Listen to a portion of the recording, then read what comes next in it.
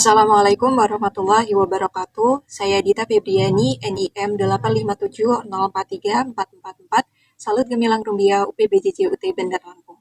Saya akan melakukan kegiatan praktikum pada mata kuliah praktikum IPA di SD. Kegiatan praktikum yang akan saya lakukan adalah struktur sistem pencernaan.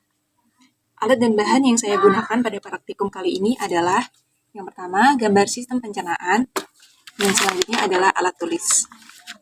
Saya akan mengurutkan bagian dari sistem pencernaan.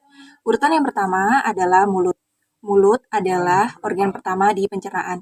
Di dalam mulut terjadi dua proses pencernaan, yaitu pencernaan mekanik dan juga pencernaan kimiawi. Pencernaan mekanik terjadi ketika kita sedang mengunyah makanan dan menghancurkannya menjadi potongan-potongan kecil. Sedangkan proses kimiawi terjadi ketika kelenjar ludah menambahkan enzim petialin ke dalam makanan untuk pemecahan lebih lanjut.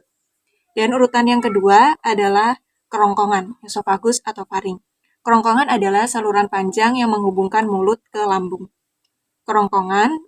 Di dalam kerongkongan terjadi gerak peristaltik atau gerak yang berfungsi untuk mendorong makanan agar melaju menuju lambung.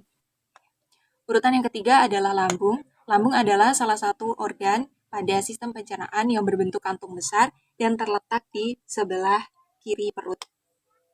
Fungsi utama lambung adalah untuk mengolah makanan dengan bantuan asam dan juga enzim. Dan urutan yang keempat adalah usus halus.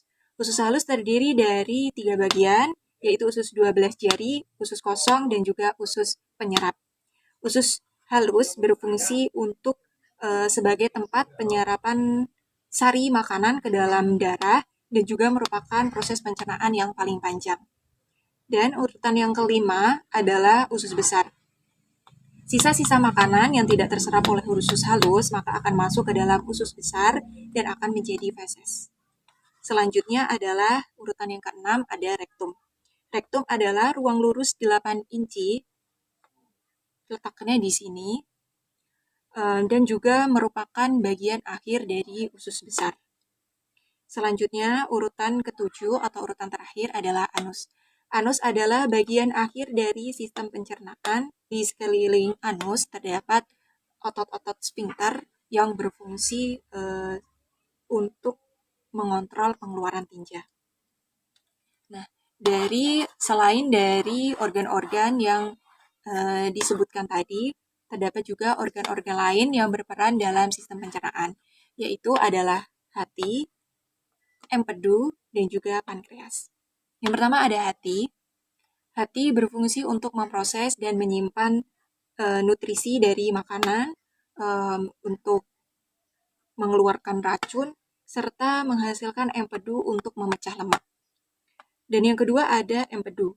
Empedu berfungsi untuk mengemulsikan atau memecah lemak menjadi partikel kecil sehingga membantu enzim pencernaan supaya bekerja lebih efektif. Dan yang selanjutnya, yang ketiga ada pankreas. Pankreas berfungsi untuk menghasilkan enzim pencernaan yang membantu untuk memecah karbohidrat, protein, dan juga lemak, serta mengeluarkan bikarbonat untuk menetralkan asam lambung.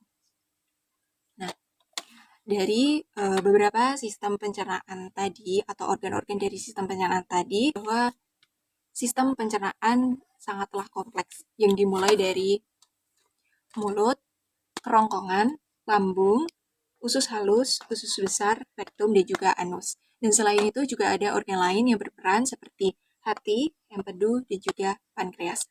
Dari hasil percobaan praktikum kali ini, saya bisa menyimpulkan dan juga bisa mengetahui berbagai macam organ-organ pada sistem pencernaan dan juga masing-masing fungsi dari organ-organ tersebut. Terima kasih. Wassalamualaikum warahmatullahi wabarakatuh.